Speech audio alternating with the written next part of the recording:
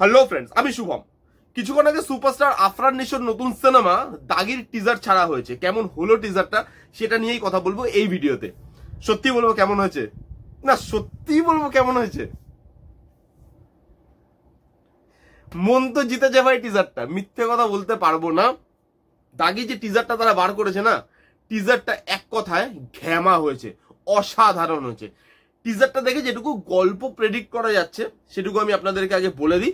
এবং আমার মনে হয় যে গল্প এটুকুই থাকবে না, গল্পের ভেতরে আরো লেয়ারিং থাকবে। তো গল্প যেটুকু বোঝা যাচ্ছে আপাতত টিজার দেখে, সেটা হচ্ছে আফরান নিশো খুব ভালো একটা ছেলে, যে কোনো ঝামেলা ঝুট ঝামেলার মধ্যে থাকে না, তার জীবনে একটা প্রেমও আছে, কিন্তু পরিস্থিতির শিকার হয়ে তাকে হয়তো একটা খুব খারাপ কাজ করতে হবে, মানে খুন ঠুন করতে হবে, এবং সেই খুন করার পর সে চলে যাবে জেলে। মানে সিনেমার ভাষায় বলতে গেলে তার গায়ে লেগে যাবে দাগ এবং সে হয়ে যাবে দাগি। এবং সে তার সাথে এটাও জানে যে এই যে দাগ লেগে গেল, এই দাগ সে কোনো দিনও তুলতে পারবে না। তারপরে সে ভাবে যে ঠিক আছে, এবার জীবনটা দাগি হয়েই কাটাবো। এরপর দাগি হয়ে সে কি তাণ্ডব করে, এটা নিয়েই হয়তো গোটা সিনেমাটা হবে। এবার যদি এর পজিটিভ দিক আর নেগেটিভ দিক নিয়ে কথা বলি, এখানে যেটা প্রথম পজিটিভ দিক এবং যেটা দেখে সব থেকে ভালো লাগছে সেটা হলো বাংলাদেশের যে সিনেমার আস্তে আস্তে উন্নতি হচ্ছে। বাংলাদেশ যে চাইছে ভালো সিনেমা বানাতে। দেখুন, সিনেমা ভালো খারাপ যা ইচ্ছে হতে পারে, কিন্তু একটা জিনিস দেখলে বোঝা যায় না যে ব্যাক টু ব্যাক তারা এতগুলো প্রজেক্ট আনছে এবং তারা মন থেকে চাইছে যে ভালো সিনেমা দিতে।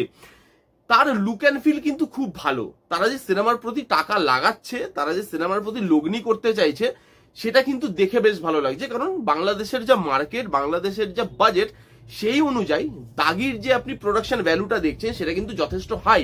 এবং ব্যাক টু ব্যাক তারা যে সিনেমাগুলো করছে, মানে সুরঙ্গ বলুন, হাওয়া বলুন, তুফান বলুন, ইভেন এখন দাগি বলুন, এই প্রত্যেকটা লুক অ্যান্ড ফিল কিন্তু বেশ হাই। এবং যখন আমরা একটা সিনেমা হলে সিনেমা দেখতে যাই, আমাদের প্রথম মাথায় আসে যে সেটা লুক অ্যান্ড ফিল যেন ভালো হয়। কারণ আমি এতগুলো টাকা পয়সা খরচা করে বড় স্ক্রিনে যখন সিনেমাটা দেখতে যাচ্ছি, আমাকে যেন বিগ স্ক্রিন এক্সপিরিয়েন্সটা দিতে পারে, নাহলে তো বাড়িতে বসে সিরিয়ালই দেখতে পারতাম।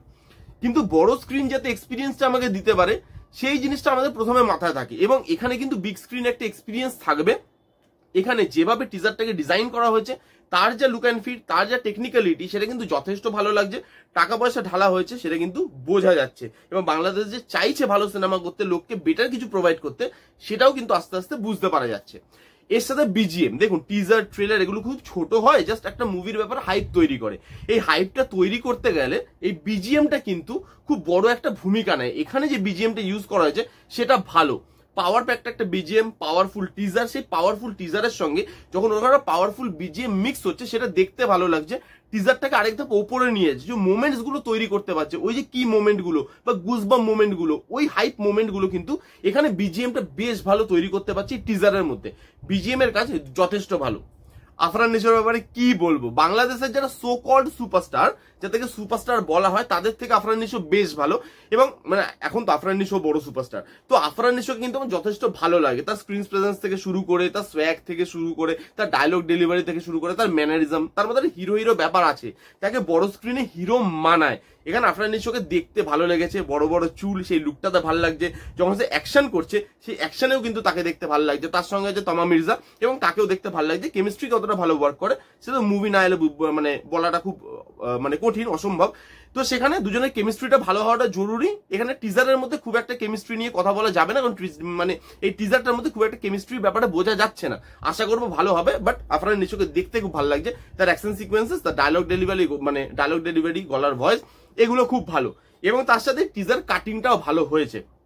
এবং এটা আমি আপনাদেরকে বলে রাখি, আমি যেই গল্পটা আপনাদেরকে গিভঅ্যাওয়ে করলাম, মেবি এই গল্পটা হবে না। যদি এই গল্পটাই হয়, তাহলে এটাকে ভালো গল্প বলা যাবে না, কারণ 2025-এ এই গল্পটা খুবই সাধারণ একটা গল্প, যেটুকু আমি আপনাদেরকে গিভঅ্যাওয়ে করলাম।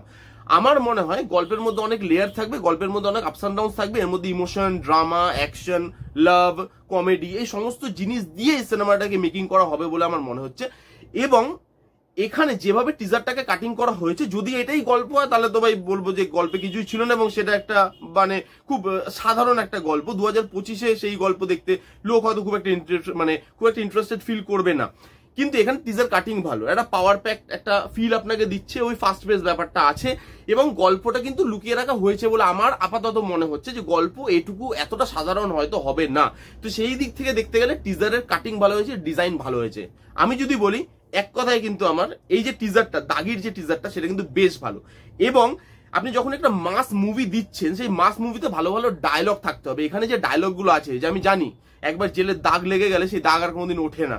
তারপরে আব্বা বলতো যে জীবনে লক্ষ্যের জন্য কিছু করো, মানে লক্ষ্যটাকে স্থির করো। সেই যে ডায়লগগুলো মানে ভালো, ওই মাসি মুভমেন্টগুলো আমার মনে হয় বড় স্ক্রিনে ক্রিয়েট করতে পারবে। তো এখানে আমি যদি এক কথায় বলি, টিজারটা যথেষ্ট ভালো লেগেছে, আফরান নিশোকে দেখতে ভালো লেগেছে, লুক অ্যান্ড ফিল থেকে শুরু করে, বিজিএম থেকে শুরু করে, টেকনিক্যালিটি থেকে শুরু করে সবকিছু আমার বেশ ভালো লেগেছে। আপনারা কারা কারা দেখেছেন কমেন্ট করে জানান, যারা দেখেননি জানি গিয়ে দেখে নিন কেমন লাগলো টিজারের রিভিউটা জানাতে ভুলবেন না। ভালো লাগলে please give a Thums up, like করবেন, কমেন্ট করবেন, শেয়ার করবেন, চ্যানেলটাকে মাস্ট সাবস্ক্রাইব করবেন। দেখা হচ্ছে নেক্সট কোনো ভিডিওতে। তো তখন bye bye, take care and be safe.